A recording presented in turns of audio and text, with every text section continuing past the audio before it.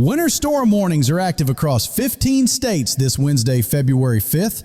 The polar vortex has locked the eastern half of the country in a deep freeze, with wind chills plunging 30 to 40 below zero by the weekend. Right now, there is a 60-degree temperature gap between Phoenix sitting at 65 and Boston struggling to hold 28.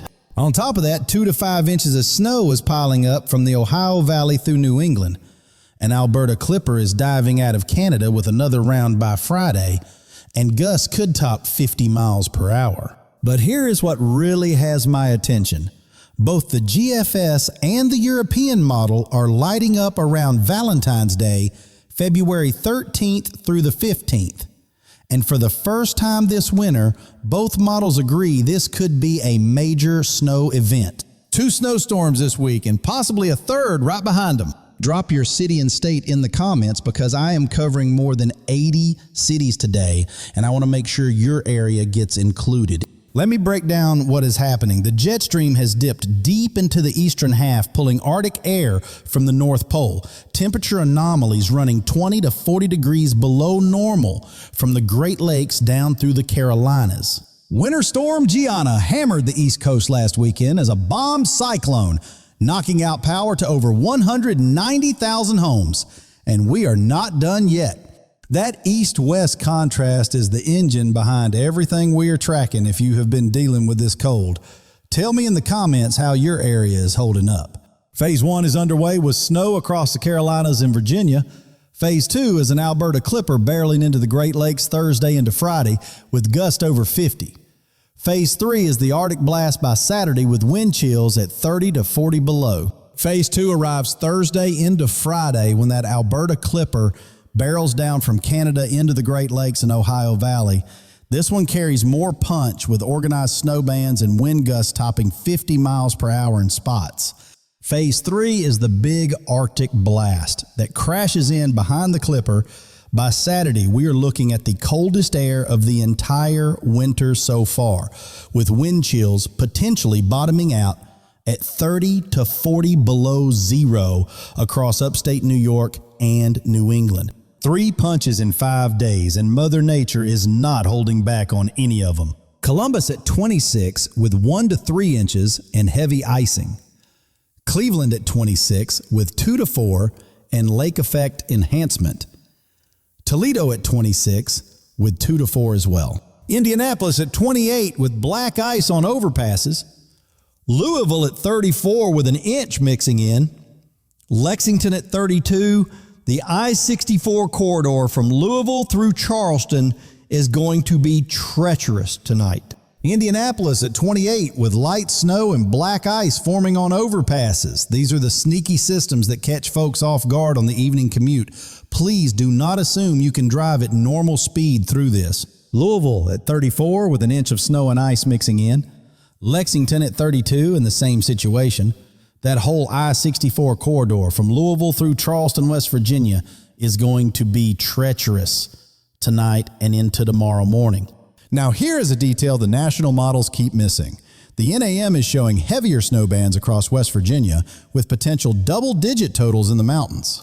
Pittsburgh at 28 with 1 to 3 inches and icy conditions. The Steel City has taken a beating all winter, and this week is no exception.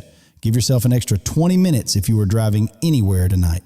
Chicago at 28 with 1 to 3 inches and wind chills well below zero. Detroit at 25 with 2 to 4 and lake effect bands across lower Michigan from Grand Rapids through Lansing. Chicago at 28 with 1 to 3 inches, wind chills dropping well below zero. The Windy City is earning that nickname in the worst way possible this week. Milwaukee at 24 with bitter cold. Minneapolis at 18 where frostbite develops on exposed skin in under 15 minutes. That is a medical fact. Milwaukee at 24 with 2 to 4 inches and bitter cold. Minneapolis at 18 with 2 to 4 inches and wind chills deep enough in the negatives that frostbite can develop on exposed skin in under 15 minutes. That is a medical fact. Kansas City at 32 with 1 to 2 inches. St. Louis at 34. Omaha at 28 with 1 to 3. Wichita at 34. Fort Wayne at 28 with 1 to 3. The Heartland is locked under a cold dome, and it is not letting up for at least another 5 days. Shifting up to the northeast, New York City at 32 with 2 to 4 inches across all 5 boroughs. Boston at 28 with 2 to 5 and some guidance pushing closer to 6. Philly at 30 with 1 to 3 inches. D.C. at 34. Baltimore at 32. Newark and Jersey City at 32. The I-95 corridor from Richmond through Jersey is getting clipped tonight through Friday. Buffalo at 26, and even Buffalo is going to feel this one when you stack lake effect on clipper snow on a coastal low forming offshore by Saturday. Philly at 30 with 1 to 3 inches and icy roads. D.C. at 34 with 1 to 3. Baltimore at 32 with the same story. The I-95 corridor from Richmond through Jersey is getting clipped tonight through Friday. Newark and Jersey City both at 32 with 1 to 3 inches. And a shout out to the person who commented that nobody ever talks about northeastern Pennsylvania. Well, Scranton and Allentown, you could see some of the higher totals out of this system, so you are covered. Syracuse at 26 with heavy snow. Vermont and New Hampshire could see the highest totals in New England. Virginia Beach at 36 with icing. Norfolk the same. Buffalo at 26, and to Buffalo's credit, they do not even flinch at numbers like that. But stacking lake effect on top of clipper snow, on top of a potential coastal low forming offshore by Saturday, even Buffalo is going to feel this one. Consider this: Detroit at 25 degrees and Miami at 68. A 43-degree spread between two cities in the same country on the same day. A gap only widening by the weekend. Syracuse at 26 with heavy snow potential. Vermont and New Hampshire could see some of the highest totals in all of New England, especially in the higher terrain. And Western Maine is also in play for significant accumulation by Saturday. Raleigh, Durham, and Greensboro all at 38 with snow, sleet, and icing. Charlotte at 38 with 1 to 2 inches. The Piedmont is in the danger zone tonight. What part of the country are you most concerned about heading into this weekend? Drop it below because I want to make sure I dig deeper on those areas in tomorrow's update. The NAM and RRFS are showing a quick glaze of ice across eastern North Carolina around Jacksonville, Kinston, and the Outer Banks. Cold air damming along the Blue Ridge could flip precipitation types quickly. Here is what people tend to underestimate about these Carolina winter events. The high-res models, including the NAM and the RRF, are showing messy precipitation with the potential for a quick glaze of ice across eastern North Carolina, especially around Jacksonville, Kinston, and the Outer Banks. Atlanta at 42 with a wintry mix. Nashville at 40. Memphis at 42 with sleet. Fog advisories from Alabama through the Smokies. The Southeast deserves a break after this winter. Atlanta at 42 with a wintry mix. Nashville at 40.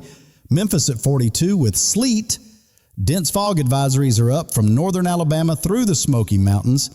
And honestly, the Southeast has been through so much weather this winter, it deserves a vacation by now. Montgomery at 55.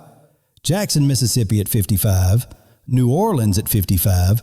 The Deep South is catching a breather, but temperatures are still running below where they should be for early February. Miami at 68 compared to the freeze warnings a couple weeks ago. That feels tropical.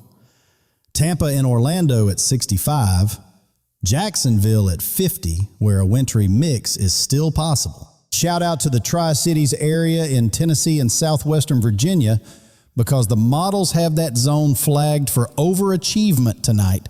Knoxville through the Tri-Cities could pick up more than the official forecast is calling for. What part of the country are you most worried about heading into the weekend? Drop it in the comments so I can go deeper tomorrow. Texas, you are looking solid. Houston at 60, Dallas and Fort Worth at 52, San Antonio at 58, Austin and El Paso at 55. No snow drama, although it is colder than usual. Now Florida, what a roller coaster this winter has been for you. Miami at a high of 68. And compared to the freeze warnings from just a couple of weeks ago, that feels downright tropical.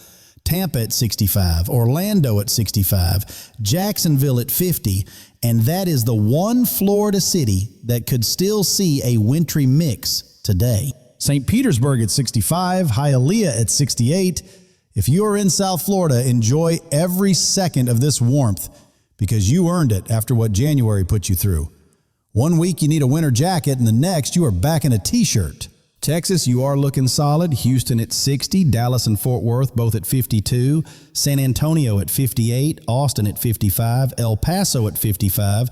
No snow drama for you right now, although it is running colder than usual across most of the state. Turning out west, Los Angeles at 66, San Diego at 62, Phoenix at 65, Las Vegas at 58. The Southwest is having a beautiful February, while half the country is bundled up. The South is quiet for now, but mid-February could change everything. San Francisco at 58, San Jose at 60, Oakland at 58. The Bay Area has not seen rain in weeks, and the drought is getting worse. Florida and Texas, folks, have you put that winter gear away for good, or are you keeping it out just in case? Let me know in the comments, because after this January, nothing would surprise me. Quick hits: Denver at 35, Colorado Springs at 32, Albuquerque at 45, Boise at 40, Reno at 42, Spokane at 40, Sacramento at 60, Fresno at 58, Bakersfield and Stockton at 60, Anchorage at 25, Honolulu at 78, Los Angeles at 66, San Diego at 62, Phoenix at 65, Las Vegas at 58. The Southwest is having a beautiful February while half the country is bundled up in 3 layers just to check the mail. San Francisco at 58, San Jose at 60, Oakland at 58. And here is something worth noting. The Bay Area has not seen significant rain in weeks. That ridge is wonderful for your weekend plans, but it is making the drought situation worse by the day. So the spread: Honolulu at 78, Miami at 68, Minneapolis at 18, a 60-degree gap. This is where things shift from inconvenient to genuinely dangerous. The country is split with a ridge out west and a deep trough in the east. The jet stream dipping south pulls Arctic air into the Carolinas, clipper after clipper diving from Canada like a conveyor belt of cold. Quick hits for the rest of the West: Denver at 35 with 1 to 3 inches of mountain snow, Aurora and Colorado Springs at 32, Albuquerque at 45, Boise at 40, Reno at 42, Spokane at 40, Sacramento at 60, Fresno at 58, Bakersfield at 60, Stockton at 60. Anchorage at 25 with light snow, because Alaska plays by its own rules year-round, and Honolulu at 78 with tropical showers. Somebody has to hold down paradise, and they are doing just fine. That covers all 80-plus cities. If I missed yours, put it in the comments, and I will pick it up first thing tomorrow morning. I read every single one. So to recap the spread: Honolulu at 78, Miami at 68, Minneapolis at 18. That is a 60-degree coast-to-coast gap, and that kind of gradient is the textbook recipe for major storm development. Let me paint the big picture, because once you understand how this pattern works, every piece of the forecast makes sense. Picture the country split down the middle with a massive ridge out west and a deep trough in the east. One side warm, one side frozen, and the jet stream drawing the line between them. Tonight through Thursday morning, snow and a wintry mix across the Carolinas and Virginia with 1 to 2 inches and ice. By Thursday, a clipper dives into upper Michigan and spreads through lower Michigan by the afternoon. Adding to that setup, the troughs in the east are generating lift, which is the atmospheric mechanism that produces snow. Combine that lift with Gulf moisture and Arctic air pressing down from Canada, and you get exactly what we are seeing: snow as far south as Charlotte and Atlanta. One more piece of the puzzle: when these clippers dive through, they create aggressive northwest flow over the Appalachians, which explains why West Virginia and the mountains of Virginia, Tennessee, and North Carolina keep getting hammered with extra snow. The terrain forces the air upward and wrings out every bit of moisture. With that pattern in mind, let me walk you through exactly how the next 5 days unfold, starting with what is on your doorstep tonight. By Saturday morning, the snow reaches the mid-Atlantic and northeast. This clipper could intensify offshore, with the NAM dropping it to 986 millibars, enough to throw heavy snow bands into New England on Super Bowl Sunday weekend. Thursday into Thursday evening, a clipper dives southeast from Canada into upper Michigan. Green Bay through Marquette along the Lake Superior shoreline picks up snow first, and by Thursday afternoon it spreads through lower Michigan from Grand Rapids and Lansing through Traverse City and down into the Detroit area. Once that clipper clears, the coldest air of the winter crashes in. Wind chills across Michigan, Wisconsin, Ohio, Pennsylvania, and upstate New York at 15 to 30 below. Sunday morning near Albany and Buffalo could hit 30 to 40 below. Wind gusts could top 50 miles per hour across the Great Lakes by Friday afternoon into Friday evening. That is the leading edge of the Arctic front, and it is a powerful one. Snow squalls with near zero visibility are a real possibility, and driving conditions could turn dangerous in a matter of minutes. By Saturday morning, the snow pushes into the mid-Atlantic and Northeast. And here's a timing detail that matters. This clipper could intensify into a coastal low offshore, with the NAM dropping the pressure to 986 millibars. It stays far enough offshore that it should not become a full-blown nor'easter, but it could throw some heavy snow bands back into New England. And the timing puts this squarely on Super Bowl Sunday weekend, so plan accordingly if you have any travel plans. Quick safety break, because this matters more than any number I mentioned today. Generators go outside away from windows every time, no exceptions. Carbon monoxide has no smell and claims lives every winter.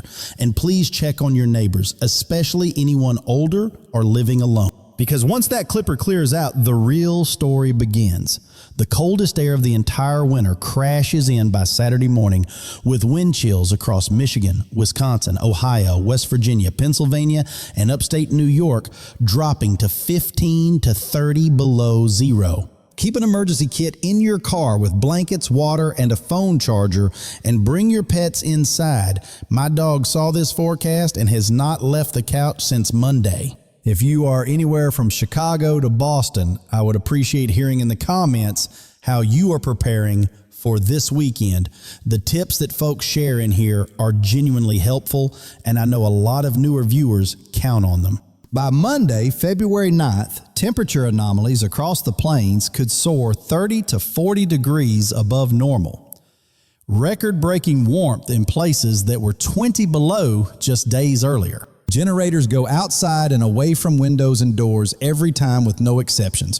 Carbon monoxide has no smell and no color, and it claims lives every winter. Please do not take chances with that. By Wednesday, that warm air pushes east. We could go from well below average to well above in 48 hours. After this winter, that warmth is going to feel wonderful. Keep an emergency kit in your car with blankets, water, a flashlight, and a phone charger, because if you get stranded in wind chills of 30 below, the situation goes from inconvenient to dangerous very quickly. And please bring your pets inside. If it is too cold for you to stand outside for 10 minutes, it is too cold for them. On a lighter note, my dog saw this forecast and has not left the couch since Monday, so at least someone is taking it seriously. All right, so the million-dollar question, when does this cold finally break? And the good news is there is actually a real answer forming on the models now. Multiple model suites are flagging a major storm around Valentine's Day, February 13th through the 15th. The GFS tracks it further south, meaning more snow for Kentucky, Tennessee, West Virginia, and the Carolinas. The AI ensemble mean places the heaviest snow through the Dakotas, Minnesota, Wisconsin, into Michigan, and the Appalachians. Have you started making plans for Valentine's weekend yet? If this storm verifies, those plans might need adjusting. The European model wants to hold that warmth, but the Pacific North American oscillation is going negative, favoring colder air. That trough out west is part of that shift. And that pattern change is exactly where the Valentine's Day storm signal comes from. Here is where things get really interesting, and honestly, this is the part of the forecast I have been waiting to get to. Multiple model suites are flagging a significant storm system developing right around Valentine's Day, February 13th through the 15th. The European model shows a major low-pressure system forming near the lower Appalachians, with Arctic air to the north creating a dynamic setup. Snowfall for the Ohio Valley and Mid-Atlantic, with the potential for this to become a nor'easter, bringing significant snow to the northeast around the 15th. We are 8 to 10 days out, and the track can shift. The European has it cranked up while the GFS keeps it south, but the signal keeps showing run after run. The AI ensemble mean splits the difference and places the heaviest snow further north through the Dakotas, Minnesota, Wisconsin, Iowa, and northern Illinois into Michigan, and then up through the Appalachians into New England. Have any of you been through a major nor'easter before? I would love to hear your stories in the comments, because I think a lot of newer viewers do not fully appreciate how intense these systems can become when all the ingredients come together. On the warm side of that storm, severe weather could return to the deep south, with thunderstorm potential from south of the Ohio River Valley through the southeast. That is a zone we will need to keep a close eye on. Now, I want to be upfront with you. We are roughly 8 to 10 days out on the Valentine's Day system, and the exact track and intensity can shift dramatically. The European has it cranked up as a major nor'easter, while the GFS keeps it further south. There is real disagreement between the two. Looking further out, colder air returns late February with cross-polar flow from Canada, and the pattern turns volatile into March.